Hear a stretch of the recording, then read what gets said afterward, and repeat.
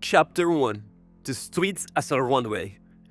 The city pulls around Victor Saint-Clair, a living creature brimming with noise, lights, and the never-ending clamor of ambition. Neon signs flickering reflections on wet pavement create a mosaic of chaotic color beneath his polished leather shoes. The distant hum of traffic was punctuated by the sharp bursts of laughter and clinking glasses from open restaurant doors. Victor moved through it all with calculated elegance. The city, his personal runway, every step deliberate, each breath measured. But his refined composure shattered momentarily as a passerby caught his eye. The man was draped in an ill-fitting jacket of polyester that hunched uncomfortably at the shoulders, paired tragically with jeans that looked as if he had never seen an iron. Victor's lip curled instinctively in distaste. He imagined the fabric screaming under his fingertips, begging for mercy from his crude and careless design. Is this what passes for fashion now? Victor murmured under his breath, disdain dripping from every syllable.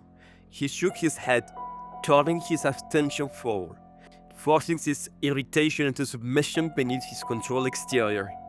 To Victor, fashion wasn't merely clothes. It was art, power, a proclamation of one's worth.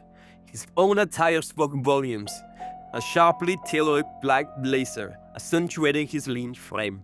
A silk scarf arranged with meticulous precision. Trousers pressed to razor-edge perfection.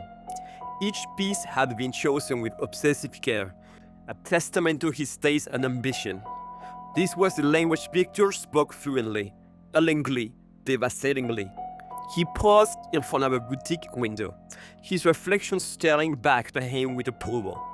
He adjusted the scarf slightly, savoring the burly texture of silk between his gloved fingers. The gloves, his first creation, supple and flawlessly fitted, always reassured him. But tonight, they whispered softly, insistently, pulling at something deep inside him. They don't see your vision, the gloves murmured gently. They never will.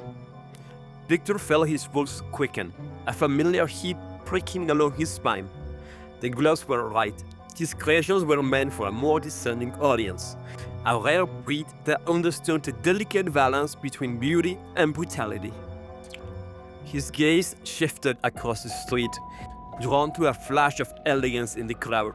A young man stood waiting outside a cafe, impeccably dressed in a Hugo Boss blazer. The fabric hugged his figure perfectly, a quiet declaration of wealth and taste amid a sea of mediocrity.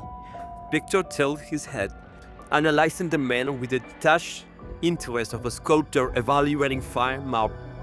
The man's name tag glinted beneath the harsh streetlights. Hugo, assistant manager.